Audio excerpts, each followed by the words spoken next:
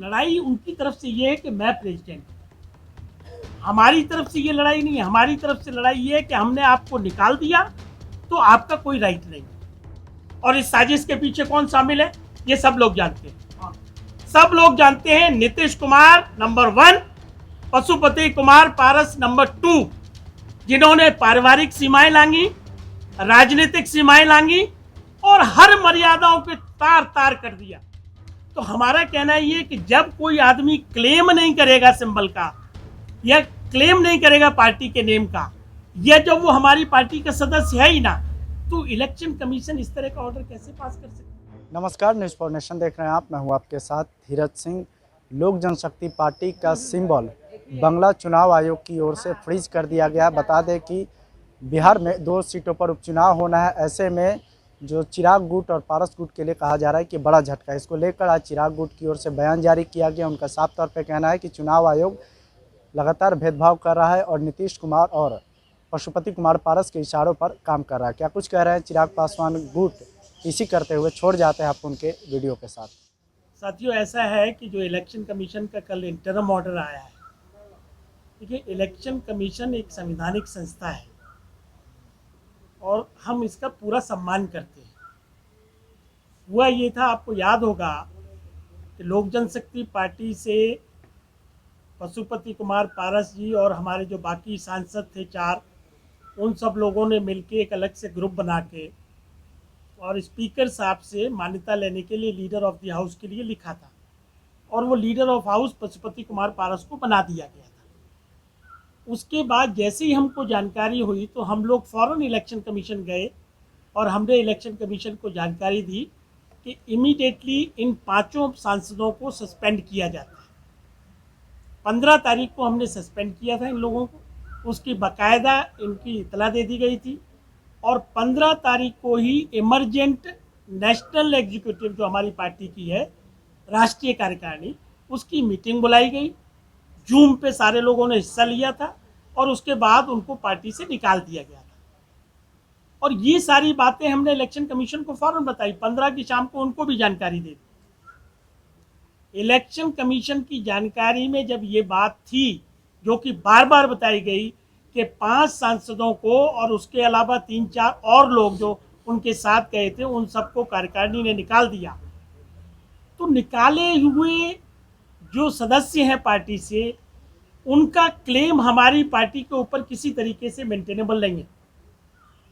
ये हमने सबसे पहला ऐतराज इलेक्शन कमीशन को लगाया और 30 पन्नों का विद डॉक्यूमेंट्स उनको अपना जवाब दिया था। 16 तारीख को एक चिट्ठी पशुपति कुमार पारस के यहाँ से जाती है कि भाई इस तरह से हमने कार्यकारिणी बुलाई है 17 तारीख को पटना में और उसमें प्रेसिडेंट का इलेक्शन करेंगे। और इसी तरह की सूचना सूरज भान, जिनको रिटर्निंग ऑफिसर बनाया गया था, उन्होंने इलेक्शन कमीशन को दी थी। ये 3-4 लेटर उन्होंने दिए। हम बाकायदा स्पीकर से भी मिले, इलेक्शन कमीशन से पूरा डेलीगेशन मिला, जिसमें चिराग अध्यक्ष हमारे जो हैं वो बाबू साथ गए थे हमारे, और सारी बातें हमने उनको मुँह जबानी कही। उनको हमने कहा कि अगर आप किसी तरह का कोई एक्शन लेंगे या कोई ऑर्डर पास करेंगे तो कृपया और कृपया हमको सुने।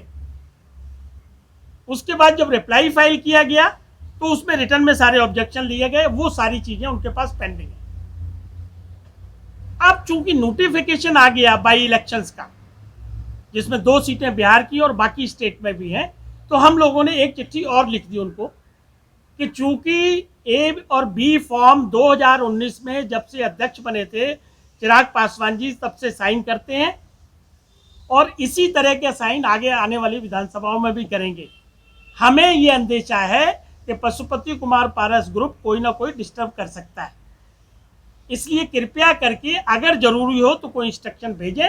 अदरवाइज चूंकि वो निकाले हुए मेंबर हैं, इसलिए उनका हमारी पार्टी पे कोई क्लेम नहीं है।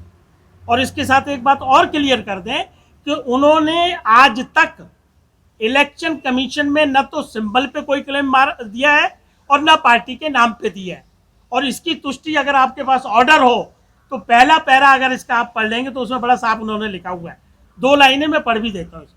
On 14th June 2021, Pashupati Kumar Paras made the claim that he had been elected as a leader of LJP in Parliament and Sri Suraj Bhan claimed so and so has been elected as a president of the LJP and thereafter nothing has been done.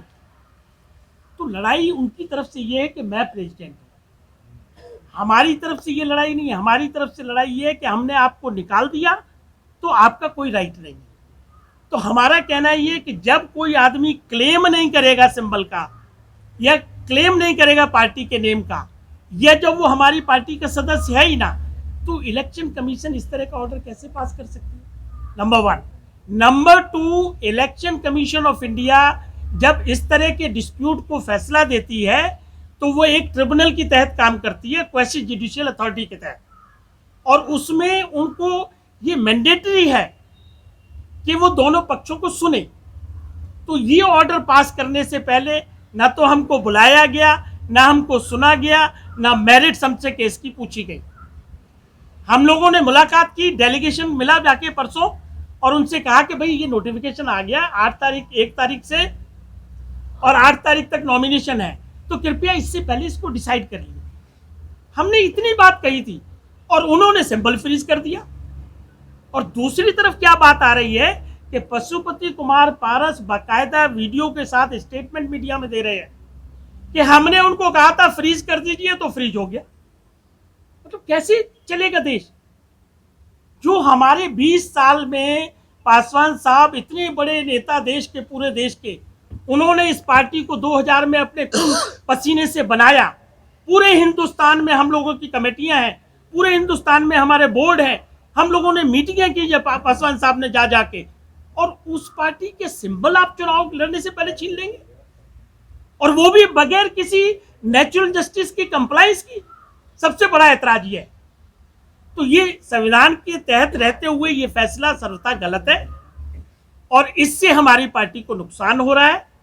संवैधानिक संस्था होने के साथ साथ जो हमारे कानूनी हकूक हैं या जो हमारे पार्टी के राइट हैं, उनकी अवहेलना की गई है। और इस साजिश के पीछे कौन शामिल है, ये सब लोग जानते हैं।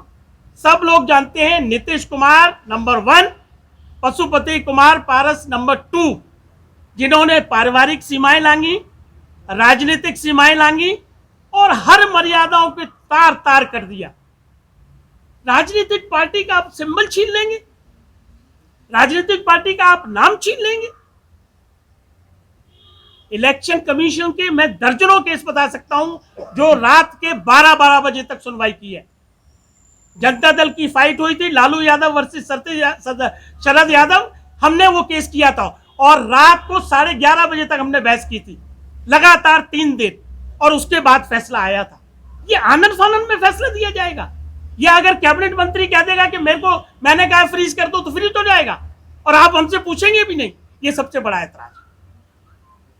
तो इसके तहत ध्यान रखते हुए ये जानबूझ के हमारी पार्टी को खत्म करने की साजिश को अंजाम दिया गया, जिसका पूरा पार्टी विरोध करती है। और जहां तक राजनीतिक लड़ाई का सवाल है, वो राजनीतिक लड़ाई जारी रहेगी। और अभी चूंकि ये इंटरम ऑर्डर है, तो जो अंतिम फैसला आएगा उसकी हमारी पूरी तैयारी है।